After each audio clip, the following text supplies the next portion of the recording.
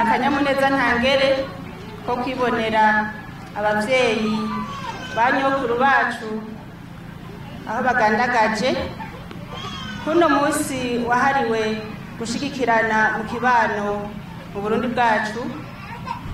Fondation Umugiraneza nayo ntiyatanzwe kugira ngo yerekane ibikorwa by'urukundo, kanatsinda urukundo Imana yaruduhaye ku itegeko.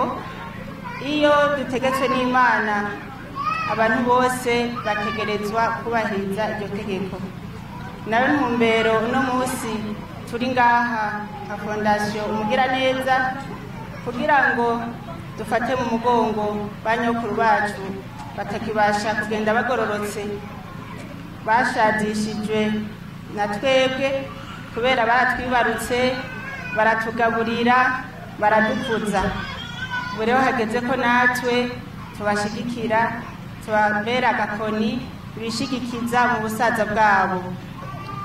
Ndateye intege iki kigo cy'urukundo, ndateye intege abantu bose b'impuhwe, ndateye intege kandi ndakeje uwo wese yumva ko kugirira ineza mugenzi we ari igikorwa ciza, uwo wese yumva ko kugirira impuhwe wadashobora gutambuka, wagenda yunamye, wafise ubumuga butandukanye.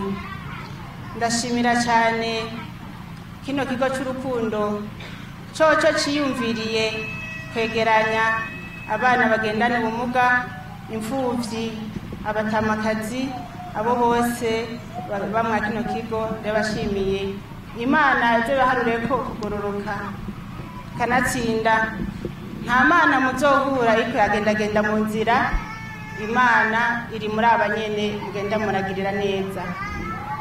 Ndateye akamo abarundi bose, amashirahamwe atandukanye aze yame yibuka gufasha abatishoboye, abagendana ubumuga, imfuvyi n'abapfakazi. Ndababazwa cyane n'abantu babona ko abanyokuru babo bageze mu zabukuru bagaca babatana n'akabando. Byategerezwa kuba itegeko kuri muntu wese kumva ko umuntu ageze mu zabukuru ategerezwa gushigikirwa, na cyane cyane wagakoni uzokwishimikiza mu busaza ugaca ukiri muto. Ndateye akamo rero abo bose hageze ko abavyeyi babo babishimikiza nk'agakoni bazigurije, bakujije, bateretse, bafashijwe n'Imana, bagaca babashibura. Nibabiyegereze abatamakazi, babiyegereze, babarere kurya nabo babarenze bakiri bato. Ubu rero hageze ko nabo baregwa nk'abana, kuko nabo barabarenze, bategerezwa nabo kubakurikirana, babaherekeze neza kugira ngo abavyeyi bacu baze basozere bafise akanyamuneza ko Imana yabateteka baribaruka ibibondo. Fondation Umugiraneza yiyemeje gufasha, yiyemeje gushigikira abo bose bafise ingorane zitandukanye. Nawe ntumbero rero turi ngaha kugira ngo twifatikanye n'abarundi bose. Hanyuma ndaremesheje abo bose bari ngaha, ndababwiye yuko Imana ntiyabahevye.